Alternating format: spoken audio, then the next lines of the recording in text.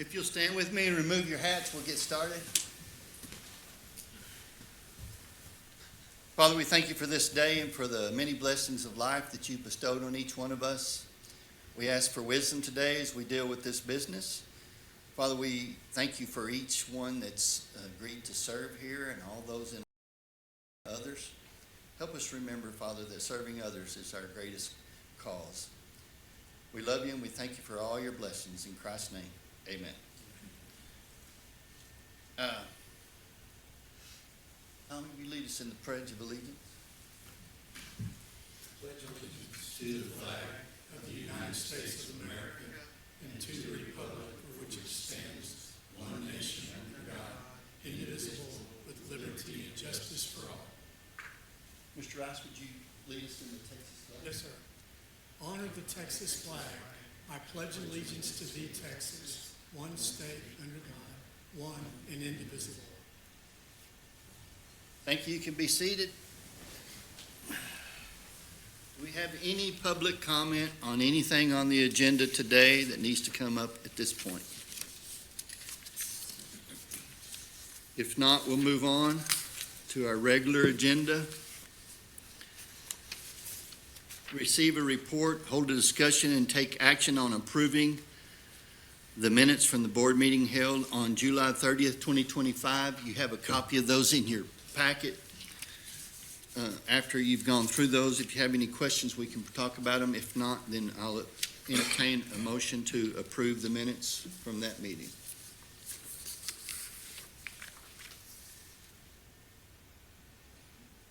I move we approve the minutes from the last meeting. Second. Have a motion to approve and a second. Any other discussion?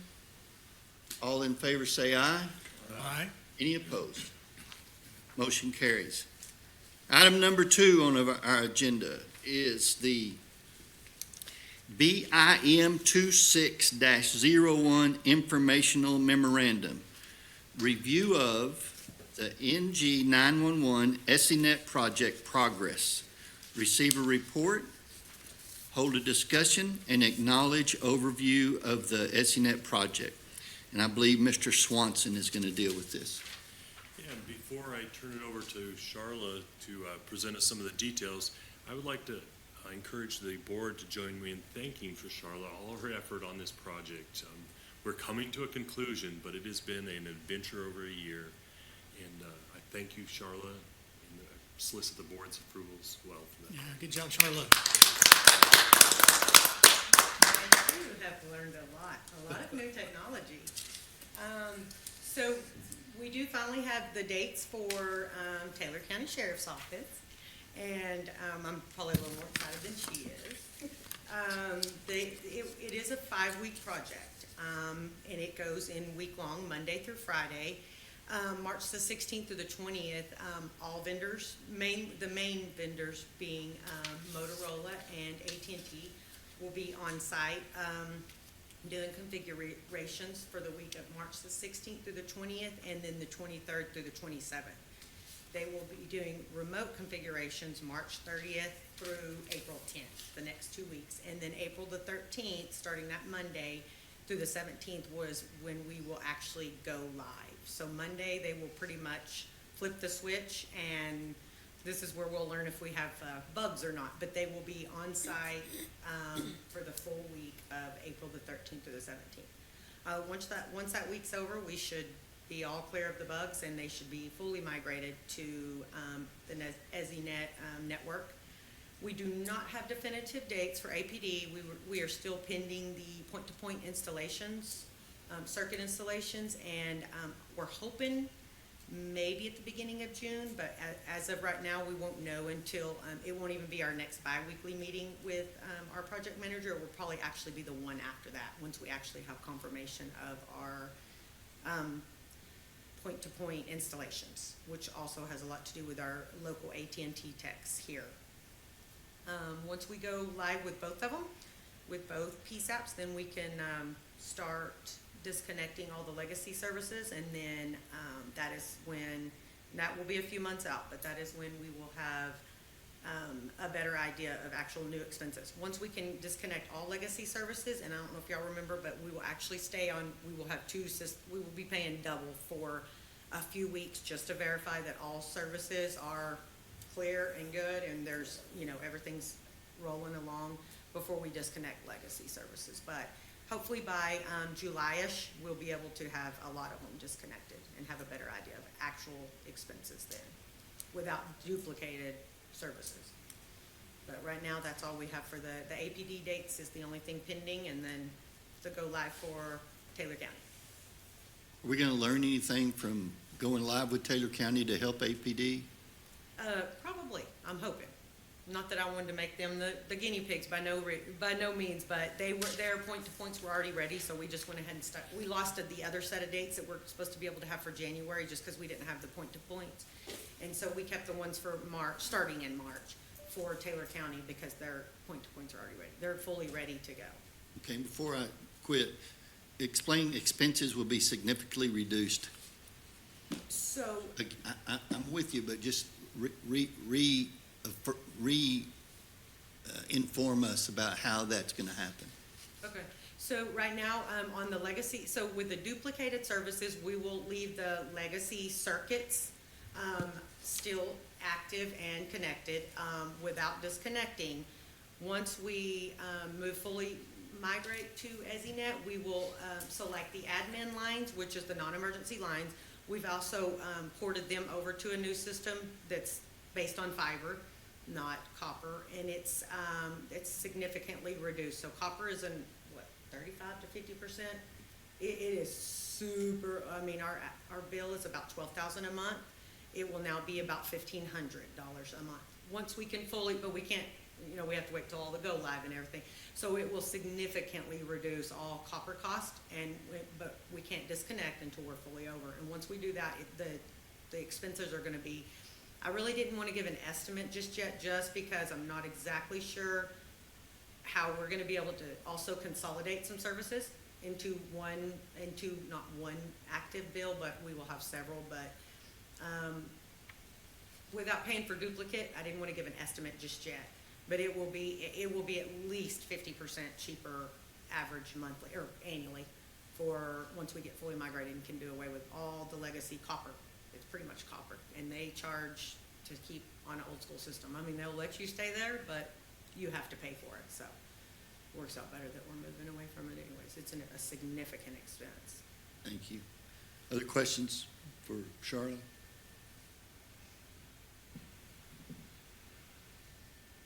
So I don't think there's a vote needed here. We just have to acknowledge that we've received this report and we've got all the discussion out of the way. I guess we can move on to the next item. Just one last thank you for Charlotte for all the work put into this. Very much appreciated. I thoroughly enjoyed my job. I'm on board with that unless you get me sick today. I can't make any promises. I studied technology, not health. All right, the next one is the BIM 26-02 Information Memorandum. This is a review of NG911, EZNet, This is receive a report, hold a discussion, and acknowledge the FY 2026 pro forma. Troy Swanson. Yes, before you on the slide and in the packet, this first bit of information is about the proposed revenues. In the first 5 periods of this fiscal year, we've realized the revenue noted there up through that 1 million and approximately 5,000 something. On the left percentage column, that's the percentage of progress in time across a year. And in the right column of percentages is the percentage of the budget at that point in the year. And you can see that we're projecting well under our percentage there. If it's 41% in the 5th period, we're only realizing revenue in that 28% range. If we extend that out through a linear regression or average, we would hit approximately 2.3 million in revenue this year. And that's a fairly good forecast. Our remittance is relatively predictable. The The budget was approximately 3.5 million in revenue. It is a recovery of only about 65% in general, and it's predominantly around the wireline remittance. What we forecasted in the last 2 years is that wireline revenue was going to decline because business clients across the Taylor County environment are basically walking away from wireline service. They're engaging in wireless services or alternative services. And in the 4 areas, residential, business, VoIP, and PBX, we're seeing the decline predominantly in the business sector, which would be those latter 3. Through our rate change, we did lower the rates a little bit, so that is affecting our revenue. This last year, we went from $17.80 down to $16 on those business lines. That has affected it, but not nearly as dramatically as the reduction in wireline service. So that's something we're going to continue to look at. Previously, we forecasted this kind of decline across 5 years. We're seeing the same decline forecasted then across predominantly 2 years. So it's something we're going to have to watch as a board and as a district on a go-forward basis. And I propose that in this case, as we propose a budget process that will culminate in May, where we finally approve a budget, that in the performer, we again review this performer and see where we're at and use that time that's passed to increase the fidelity or the precision of our forecast. It is declining. There's no getting past that. What's occurring in the market is as business moves forward in the telco industry, just like our EZNet project, we're seeing the industry move to fiber, but now there's new alternatives. They have cellular devices and internet services that compete in this space, and those aren't covered the same way around our tax revenue for those services. So as businesses are encouraged to employ new technologies, that's contributing to the decline in wireline service. So it is a model problem. We have enough contact with the state of Texas and our peers that all the districts and COGs are experiencing something similar. And so there's a lot of concern around that.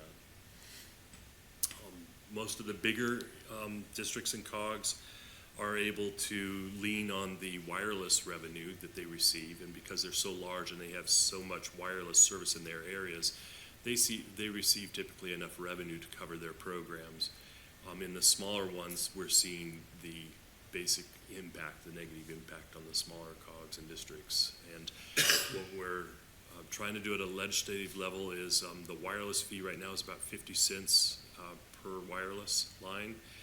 There's been proposals to double that to $1, but we've not seen that gain traction as of yet. So there is a group called Alliance that has a lobbying arm to it that's trying to lobby in that direction. So that's a little bit of the story behind the performa and where we're landing with revenue. On the next slide is a little bit of analysis on our expenses. And here's some of that good news that Charlotte's starting to telegraph is that our budget is actually $3.6 million in expenses. Our forecast right now is at about 3.1. Over on the right, we see the same kind of color coding on the periods.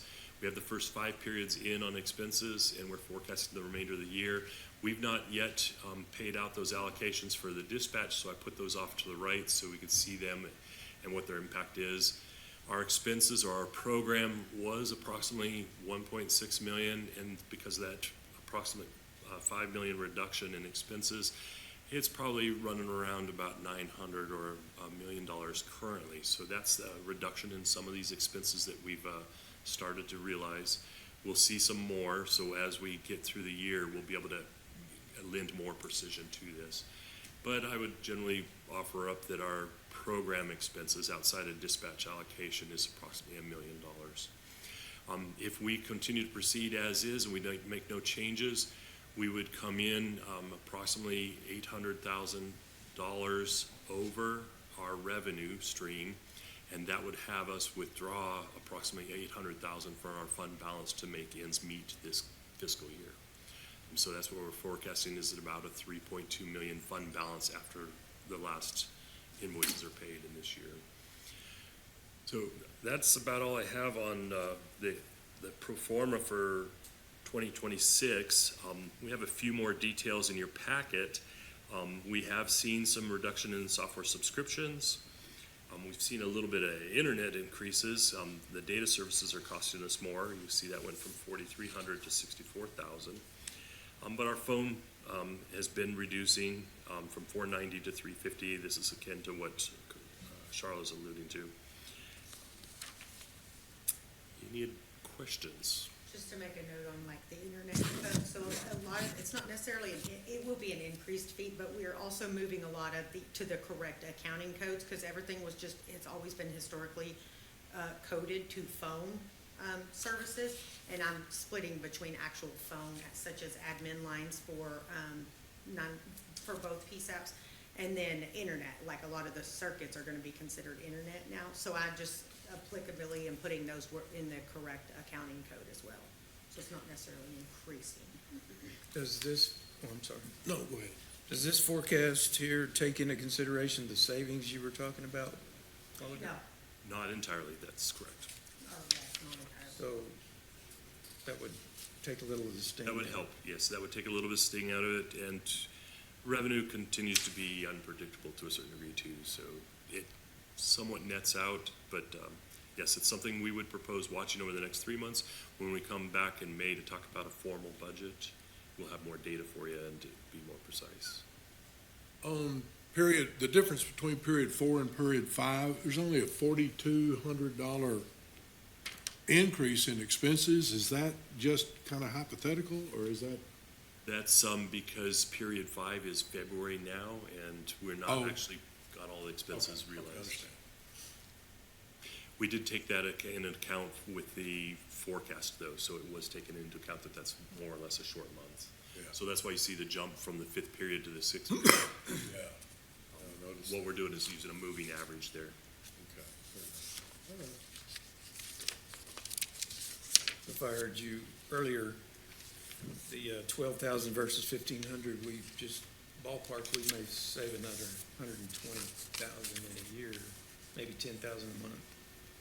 Yes, on that one, now I have multiple accounts right now, and once we can consolidate them, that is also a savings as well, consolidating some of them. But, the reason I just didn't wanna estimate it out too far is due to, not knowing exactly what can be disconnected as well, but, and not doing it too soon. And when? Yeah. And when, yes. I'm hoping by the end of the fiscal year, we'll have a really good idea, starting in the new fiscal year, 27, or October, we'll have a really good idea of exactly what can be completely disconnected in savings. Yeah, that'll help a lot. And like I mentioned, our program costs outside of the allocations for dispatch was about 1.6 previously, and we're already forecasting approximately only $1 million here, so we got some of that built in, but not the precision that Charlotte's talking to. But it should come in under $1 million is the goal.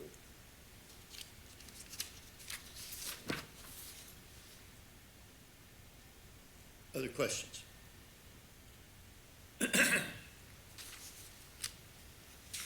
So we're going to just acknowledge the FY 2026 pro forma as a board.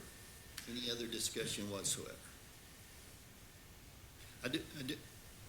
Well, I think we'll get to that, my question in the next item. All right, we'll move on to the third item. BIM 26-03 Information Memorandum. Receive a report, hold a discussion, and acknowledge the proposed FY 2027 budget. Troy.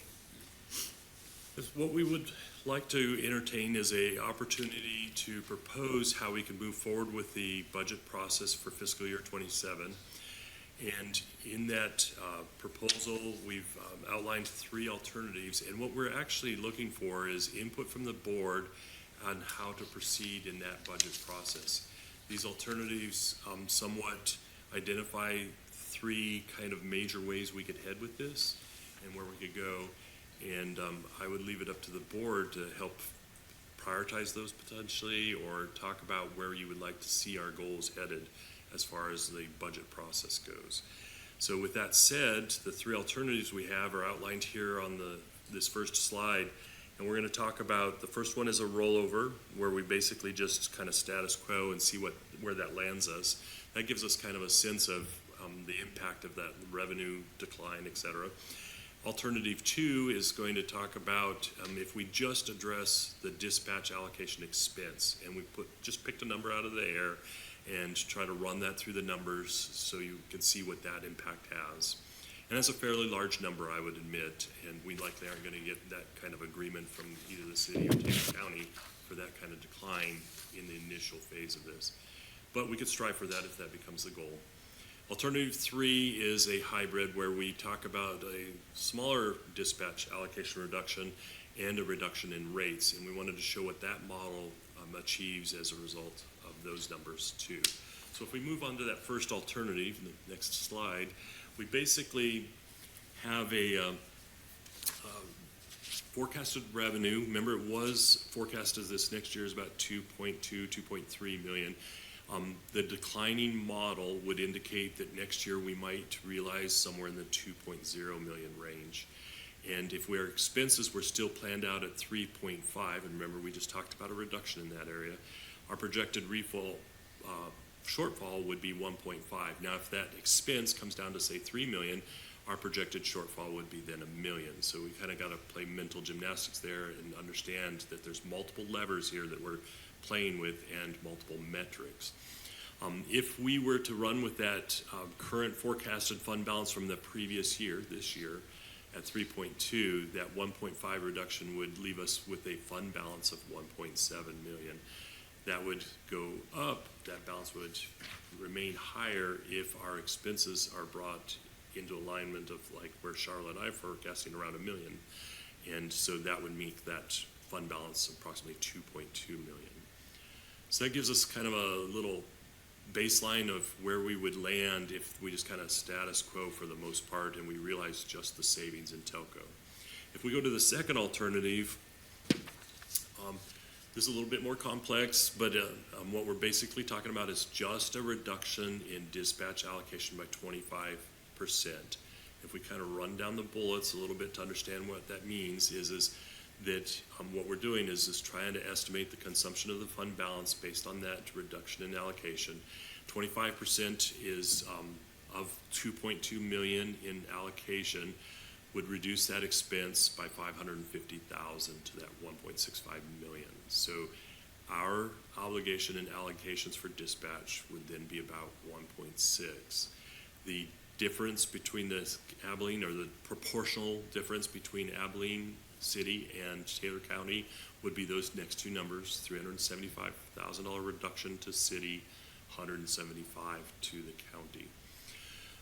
The dispatch allocation would be approximately 1.125 million and 5.25 respectively to the city and county as a result. The expense budget would, if it remained at 3.5, would reduce to 2.95 million. That would reduce another 500,000 if those savings coming through like Charlotte and I are forecasting. But in general, that would be a forecasted against that 2 million in revenue to basically exceed the revenue by 950,000, 500,000 less than that if we do that savings. But our 3.2 million fund balance would reduce by 2.25 million. Again, if we do the mental gymnastics, our fund balance might remain at 2.75 in this model, given the savings we're forecasting. The third model is the hybrid, a little bit more mental gymnastics, mathematics, is that if we reduce the dispatch allocations by 10% and lower rates to the two numbers we see there, most importantly that $14 on the business side, we would run through some similar numbers, and basically the expense budget in about the middle of the page would reduce from that 3.5 million to 3.28, and then we could recognize that 500 proposed savings. That would bring us down about 2.78.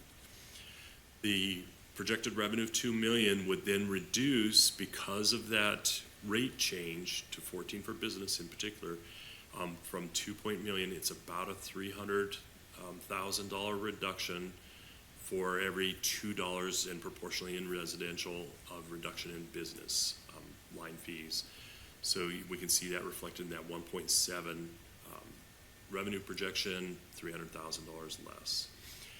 If we were to run with those numbers and we have the realized expenses and revenue that we have here on this page, our fund balance would reduce from that 3.2 forecasted for this fiscal year to 1.62. And because of that $500,000 in savings, that might come out to be around 2.12 million. So those are the models that we're looking at. I would have you note that the first model, status quo, winds up with a fund balance that's near the same as the third model. So they're about 1.6 in model comparison. So I would offer up and recommend that some discussion revolve around this hybrid approach where we're trying to address the reduction of expense on dispatch allocations as well as a rate change that's more favorable to the industry by reducing our rates. There is a side note that we need to take into consideration is that the revenue's declining at such a rate that we're going to have to address the dispatch allocation expense. Ultimately, we're just not going to be able to afford that going forward. So I liken it to we thought it was going to be more like a 4 or 5 year issue to address. It's quickly becoming a 2-year issue to address. So in that sense of timing, we have 2 years, fiscal year 27 and 28 probably, to right size and adjust this. And we'll learn things over time, of course, so 28 is going to be more informed than 27. But at the bookshelf ends, we have an opportunity here probably to look at dispatch allocations as one of our levers and our controls in partnership with the city and the county. And as we look at that lever in this proposed budget process that comes to a close in May, where we approve the final budget, that we negotiate and talk with the city and the county about this dispatch allocation.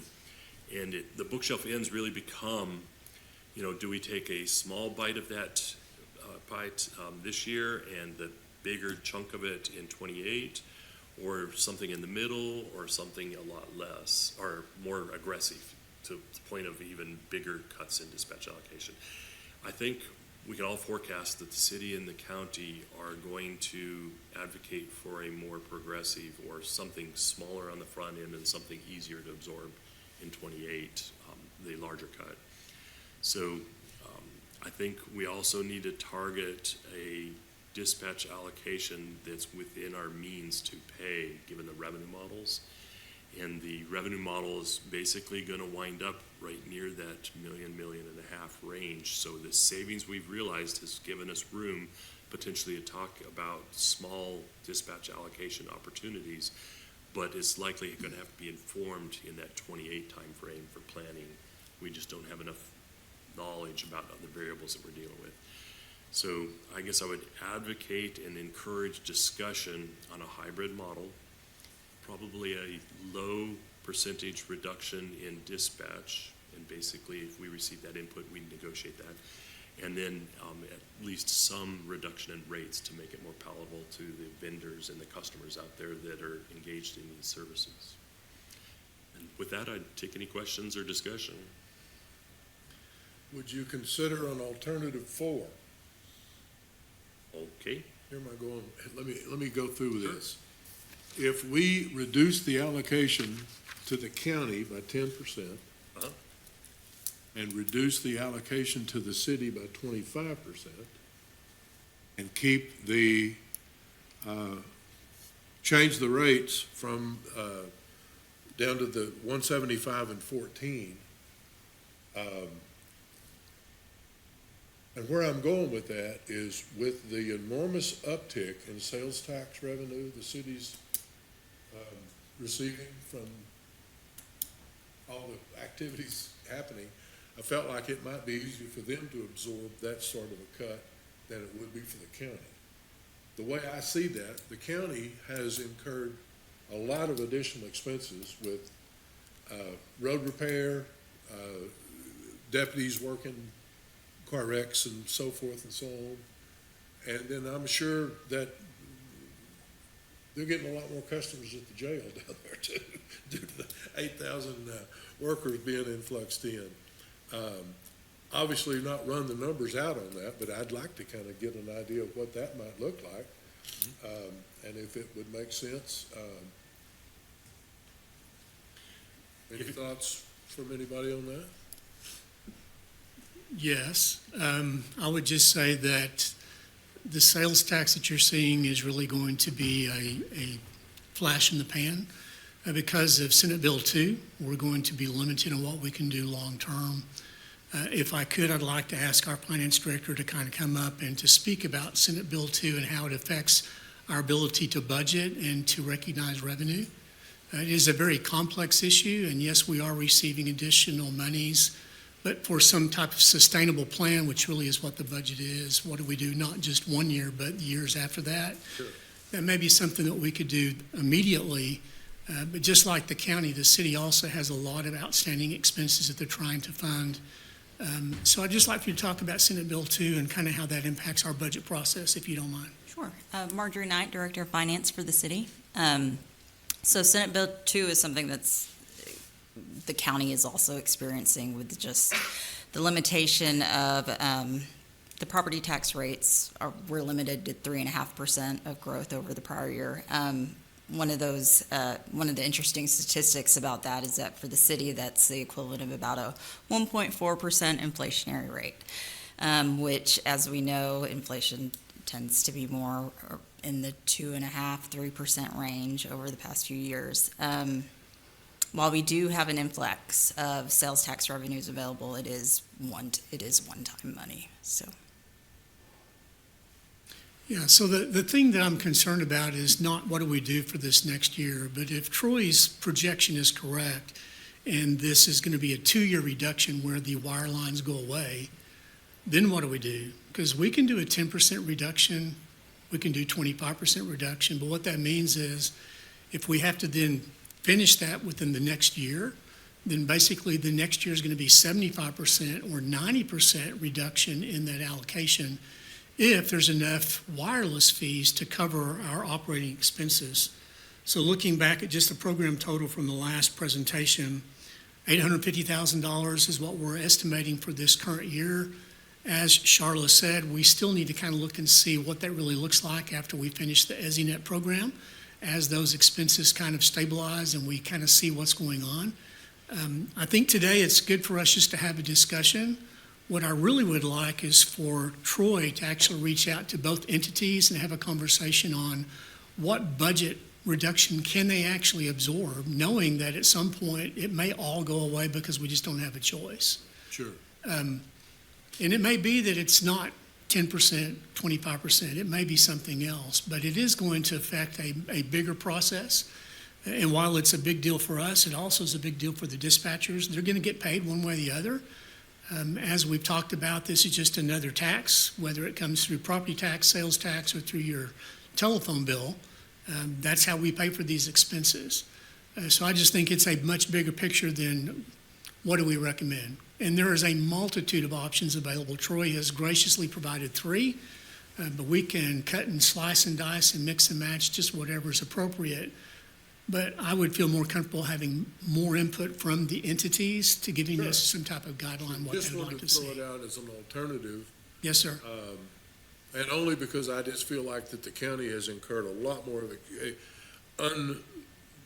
unrecognized expenses due to the construction projects around that I don't think anybody could really have forecasted what was going to take place with all of the construction coming together and the damage that the trucks are doing to the roads Yes, sir.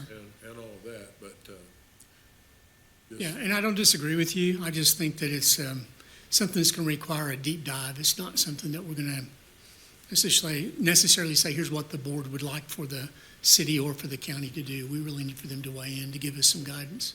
yeah, I understand. I would like to add that on the, we just got the new estimated populations from CSEC based for the wireless revenues or the wireless population. They did increase our population based on their own statistics as well, but they did increase it, and they haven't now included the 5,500 approximate people in the Jones County, or population there. And so we will get a little more wireless revenue. I mean, tremendous, no, but we can count on maybe an additional 120 overall for annually. The wire line, especially with our super high rates, is sooner or later, we're not gonna be able to count that, revenue. Definitely, I mean, declining revenue at the moment, but the wireless has been increased a bit, which was a good, I mean, it was a good sign, that we can do that. And then once they'll finish up that survey, the 911 Alliance, and we'll have a lot more information based on all the other, entities, ECDs in Texas, based on their populations and their, revenues and stuff as well. Charlotte, do you have any idea what just the wireless revenue is that we expect? So it's still because they charge a 2% on outright purchases, meaning if you're not on a contract with AT&T or Verizon, you just go and purchase the, like a track phone. So the reason it varies every month is because of the purchases, the outright purchases for, Sure. like, track phones and stuff. But it's average about 95,000 a month. Now, sometimes we've gotten up to 170,000, sometimes we've gotten down to 80,000. It's rarely lower than 80. But every month, I mean, they don't send us the they just simply send the amounts that they have just dispersed to each, district. Okay, so looking at the numbers, projected revenue, we estimate an $800,000 shortfall. We believe all that to be because of the loss of wire service, correct? Yes. Can we expect the same type of loss next year, another 800,000 revenue loss because of additional wire losses? And I know that's a wild guess. Yeah, that's what we forecasted was 2.2 million in revenue.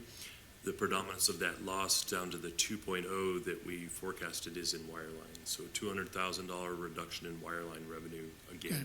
next year. Wireless is slightly growing. We're currently budgeted right around 1.1, and that's what we've been nearly achieving. And the 1.1 really is just the wireless fee only. That's where we It's think we'll actually- finally land. Yeah, 50 cents per line, collected by the state of Texas and distributed to us in a mathematical formula Right. proportional to our service areas. So, and those are the numbers that Charles was mentioning. And we're dependent on the state for that allocation and that proportional calculation. Is Yes. it proportional to our service area by population or geographic? I'll have to, Population. population. And it's right at 155,000 is what they got now with, that's the county, the city, us as a jurisdiction, Abilene, Taylor County 911, 155,000. It's just a few shy of that, including Jones County now. And so I understand you want, within the next 2 to 3 years, you want allocations for dispatchers to be a non-issue here. Yeah, non-issue doesn't mean zero. What we want to do Well, I is. guess that's what I'm wanting to know. When do we want to zero that out and all of that go to the city or the county? Right, I think what we want to do is right-size it to the revenue model that we have at the time. And so we're waiting for this stabilization. What we're playing out here is a game of stabilization. There is change afoot, can't ignore that. And both in wireless and wireline. I would propose it's looking like, unlike last year when we were forecasting that change to play out over 5 years, that it's likely going to play out over 2 years, is what it's coming down to. And so we would use 27 as a way to mitigate our consumption of fund balance to the best of our ability. And in 27, we use that to inform the 28 budget process to start trying to bring some fidelity into what's going in that stabilization in our model. So it's a fancy way of saying that we're going to have to look at the real numbers month to month as we go into fiscal year 28 and make a good set of decisions about how we want to bring our model into alignment. I would propose that there's very likely our ability to achieve savings in the expenses of the program and reduce that to potentially under $1 million annually would possibly leave room in the new revenue model that we would achieve in that timeline, that there still is some opportunity for dispatch allocation, but I couldn't promise to what degree at this point. I would like to segue, if it pleases the chair, back to respond to Member King's request, and I would like to entertain discussion. Is it okay to approach the city and the county with disparate percentages? Traditionally, we've always had the same prorated dispatch allocation to both organizations. If we can pursue, like you proposed, 10% versus 25%, I guess I would like the ability to work with these two agencies and potentially achieve different potential models. So say the city can only really absorb 10%, but the county is willing to do 25%, the opposite of what you proposed. I think we want to reduce that dispatch allocation to the best of our ability. Best of our ability might mean independence in those decision models for both organizations. And, I'd like to entertain any discussion if that's palatable to the board. The more painful it is this year, the less painful it'll be in 28, and vice versa. If we're less painful now, it's going to be more painful in 28. So if I remember from previous meetings and discussions, we're one of the only districts that subsidizes dispatchers, and we're by far the largest percentage. And then we have the highest rates in the state of our district. So that's not going to work for very long, obviously, and I know that's what you're trying to accomplish. So I think we've got to rip the Band-Aid off at some point. In response to that, your statements are correct. We are the largest rate by far. Average rates for business lines are in the $1, $2 range. There are a few $5 COGS in districts, but by far in that $2 range. So at $16 currently, we're some multiplier more than that. I think we're one of three that we identified a year and a half ago that are doing dispatch allocations out of all the COGS and districts around Texas. We're only one of three. One was a larger environment. They definitely had the revenue to support it. One was a smaller, and we're suffering because of it. They didn't have a high enough rate. So, yes, we are an anomaly that way. I guess another statement I'd make is this: a year and a half ago, the judge, Crowley, over at the county, was of a mind to rip the Band-Aid off, so to speak, for his organization. At the time, we didn't really propose that because we had this kind of equal treatment between the city and the county going on. And I guess that's what I'm asking is if I get one kind of negotiation going with the judge and the commissioners over there and a different one over here, would that be acceptable? As long as I'm continuing to pursue the ultimate goal of bringing revenue into expenses into a kind of a net positive balance. And so if we're willing to entertain that, I would proceed in that manner.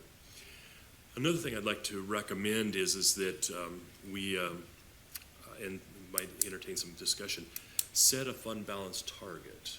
We should actually be managing to a target. We're not backstopped by any other organization, so we need to maintain a positive fund balance that allows us to afford certain expenses in an emergency or afford some investments like this project upgrade that was funded by grants this time around, but maybe the next project isn't. And so I think we should, as we move into this next fiscal year, be entertaining a fund balance that we actually seek as a specific goal and keep the model in mind for that. You know, that could be a number that we pick out of a hat. It could be 6 months of expenses tallied up, and we cover that. There are different ways to do that. But there ought to be kind of a systematic approach to maintaining a fund balance. And then if we get everything in line properly, we can manage expenses and then talk about rates in light of a model where there's only one or two levers where we're trying to achieve that fund balance purposefully. And it's probably in that million-something range, $1.5 million, something like that. But I think we ought to be pursuing that as well. Okay, I have some questions. Sure. So right now, when we pay the dispatchers for Taylor County,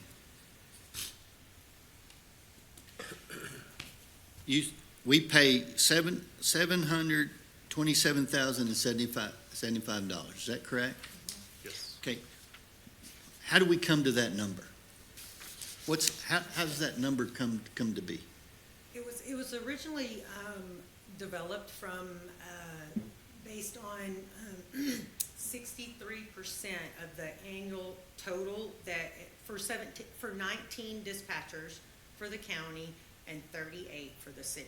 And that came, and they sent us just one overall amount, and then he simply just took 63% of that from each total. How many dispatchers does the city have right now? I currently have 30 employees, so there are 31 of us. 31 Yes. dispatchers. And we're paying for how many? 38. 38 was the calculation, 63% of that. Yes. And how many dispatchers does Taylor County have right now? We have 15. 15, and we're paying for how many? 18 is 19, what I, or 18, it is, it's 19, I'm 60 sorry. 63% of 18. Okay, and if you break those down, the cost per dispatcher, is it the same with the county and the same with the city? The amounts they submitted, oh, she is still in here. When he did those amounts, it was there, as an overall annual salary.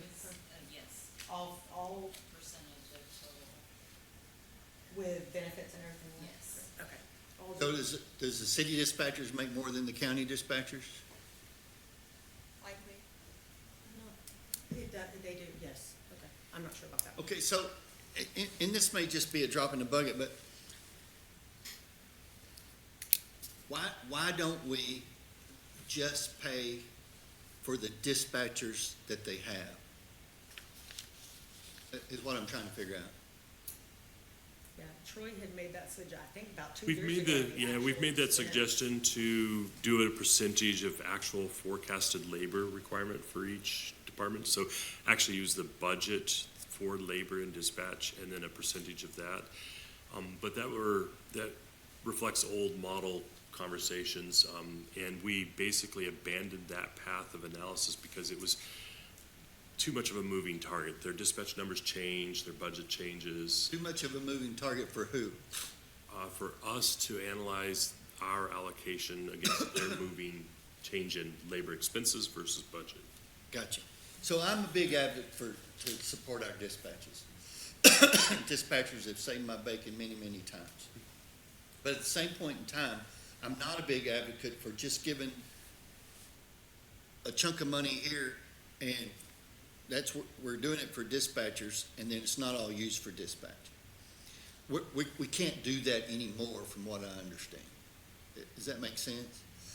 But I do want to be able to, as a 911 board, support our dispatchers, both the city of Abilene and Taylor County. And I guess what you're telling me is just too much of a hassle to communicate, okay, we're hiring a dispatcher, okay, we're gonna give them more money, or we fired a dispatcher, and now that money's not gonna come until you replace that. That's too much trouble? It would introduce a level of dynamic change in allocation that it would be difficult to budget for, and it would be difficult to track the expense of with regard to the expense causer, cost causer. And that trouble is worth the extra amount of money that we pay every year? I don't think that unfortunately, I think times have changed such that their labor expense exceeds these numbers today, because as time to move on, we've not done any kind of CPI or any adjustments of these values. These values were likely calculated 4 to 5 years ago. Yeah. So while we can talk about percentage of employees and 63%, if we were to go back and calculate these same numbers would be significantly more in value than these right now. So Yeah, and I'm not saying pay for the whole thing, but it's pay the percentage that we're paying now for each dispatcher. I'm trying to figure out a way in my brain, and I'm just old, dumb, hick country boy, so I don't know about all these things.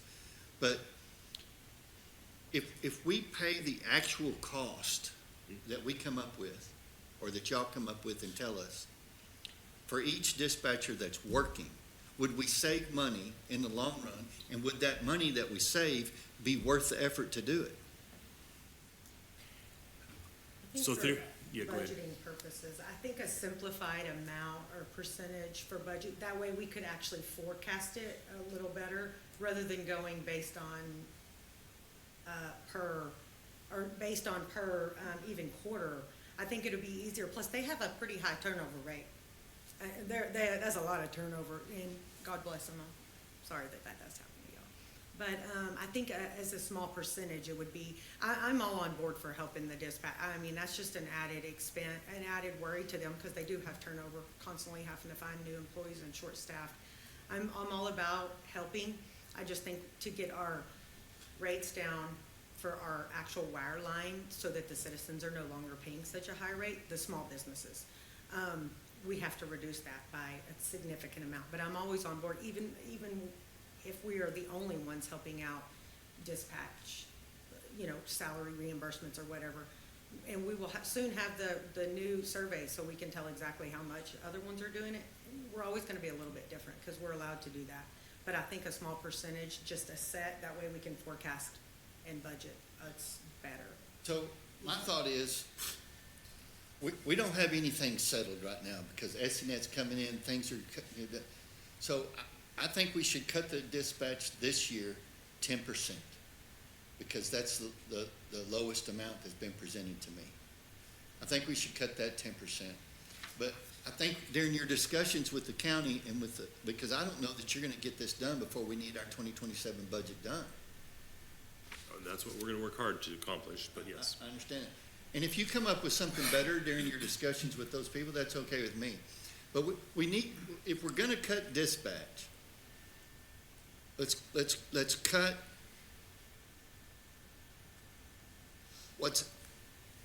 let's get rid of what's over, and then cut the minimum amount that we can for this next budget season. And then we'll have a better outlook when all these other costs are done and coming in and so on and so forth next year. That's my thought.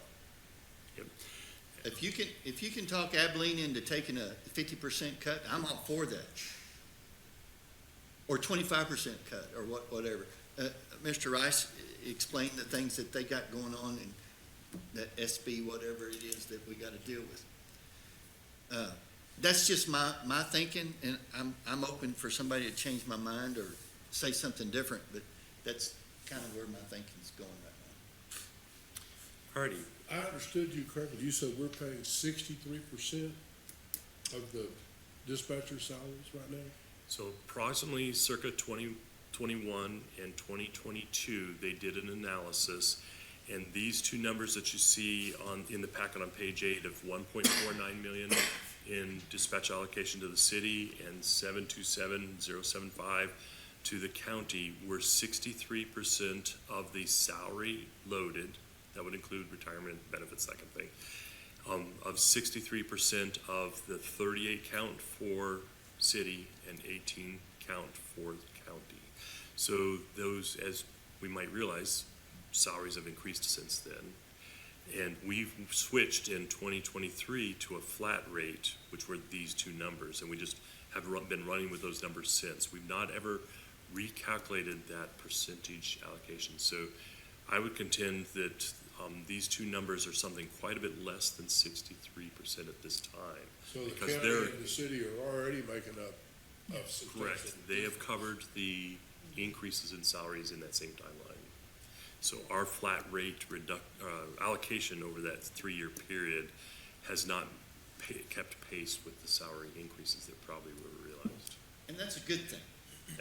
That's not a bad thing. That's a good thing, because that way they're getting more and more self-sufficient. What do we pay per dispatcher? Well, that's gonna be a different amount, correct, cause supervisor level. Ballpark, just ballpark. Do we pay $20,000 per dispatcher every About year? 40, 727 divided by 15. yeah, it was about 40,000. About 40,000? And so we supplement a salary of, I don't know what a dispatcher starts at. Stevie, what's a dispatcher start at? $22.50 for 8 week. And we pay 40? I'm sorry, $22.50 an hour. I And was having okay. a lot of calculator. Yeah, not 22,000. So what's, About 46,000, for the city of Abilene, yes, sir. and we pay 40. Is that correct? Based on just simple math on what, the numbers that, I'd received in the email. And an hourly salary is just the hourly salary. It doesn't include the benefit cost. So there's some percentage increase for the what we call the loaded rate. So say that's 1.5. So 46,000 quickly becomes 60,000 something. And the quick analysis that we're all doing on our phones is that we might be reimbursing somewhere around that 40,000 range. So, so basically 50% of the salary. Or even possibly 2/3. Yeah, closer to 65. Okay. So if we cut 10% this year and lower our small business rates, which are outrageous, I'm so glad you have to take those calls, because I don't want to anymore. That would be me that Yeah. takes those calls. And how many of you had this year? Quite a few. A lot. And the county, and I know the county judges had a lot of those kind of calls. So I think our goal is to get that rate down, and we can do it incrementally. And so it looks like I'm looking at the option 3 that you gave us. And that's what I wrote down is Unless you can negotiate better than the option 3. yeah, right. I hate to use the word aggressive, but what we need to do is try to approach this in a revenue expense neutral model that achieves a fund balance target. That's the vision or mission, right? Objectives along that line is reduce our expenses. One goal is get the dispatch allocation under control. Another objective is take a look at our revenue model and determine with some fidelity what our long-range forecast for this. Our goal would be to establish a 5-year revenue model such that we can survive the expenses that we propose. So laying it out like that, we basically have a number of goals that we need to achieve. And what I offer up, I understand the timeline and the difficulty of meeting with all these folks, but it's the challenge before us. I'm going to have to sit down with the city. I've already started that process. I'm going to have to go visit the judge and the commissioners very likely and have some of the same conversations over there. And we're going to have to do that in the next 60 days or so because we have some things that we have to lead that with to make our May timeline. So it is a pretty aggressive timeline, and it is some relative austere conversations we're going to have. And I'm just saying that a 25-30% cut this year, not knowing where we're standing with all the other stuff, that would be hard for me to deal with. But if we can do this 10 and this Weight reduction. number 3, and then see where we stand next year. And when you have these conversations, they need to understand the predicament that the board is in. Yes. We're going to give a very similar briefing. We'll show them where we're at, what the models would yield, and what the impact we believe to the district as well as themselves would be. There you go. That's where I'm at. I agree with you, Mr. Chairman. I would only say that I'm not sure that 10% is aggressive enough, because if we do actually follow the 2-year model where we're going to lose all of the wireline revenue, there's going to be a $2 million cut the following year, and that's going to be too much for either the city or the county to absorb. A greater reduction is going to be required in '28. Absolutely. I mean, cutting out $250,000 for this next budget year is not enough, I don't think, because it's too big of an apple to eat, and one bite's not going to get us there. We're going to be in a very, very difficult position 12 months from now if we don't do something more than the 10%. This is why there has to be a robust conversation with the county and a robust conversation with the city. And we're going to have to work together as a team, because this is everybody's problem, not just the board's. Are you suggesting maybe a 25% across the board? I'm suggesting that we need to be aggressive if we can. And 25% probably ought to be the beginning point, if not going up. Problem is, we've got to find that money in the other budgets to cover this. So it's a difficult place to be in. We thought we had 5 years to work through this so we could do small cuts over a 5-year period. Now we're going to do it in 24 months, if the model is what it is. We will know more as we move along, but I think you have to prepare for the worst. If you don't, I think we're going to have a very, very difficult year in 12 months. I agree. And I would point out that we're fortunate that we have a fund balance the way it is. So we need to treat that carefully too. It Yeah. is our cushion. What we want to do is aim this to land softly with the fund balance that we would desire. That's why I mentioned a fund balance target. We don't want to run this this clock all the way down to zero either. So No. we've got to. I be remember when our constantly fund balance was $8 million, Yeah. $10 million. It was easy. Good old days. Well, and that's why we pay for dispatchers, because we had so much money. So I will take all this input and proceed as we've discussed. I hate to use the word aggressive, but we're going to enter into it as a position that we're trying to create a very neutral budgeting expense process that for the board, Yeah. the district. Troy, I'd also recommend that you have everybody in the room at the same time to have that conversation, and then after that, maybe you do one-on-one.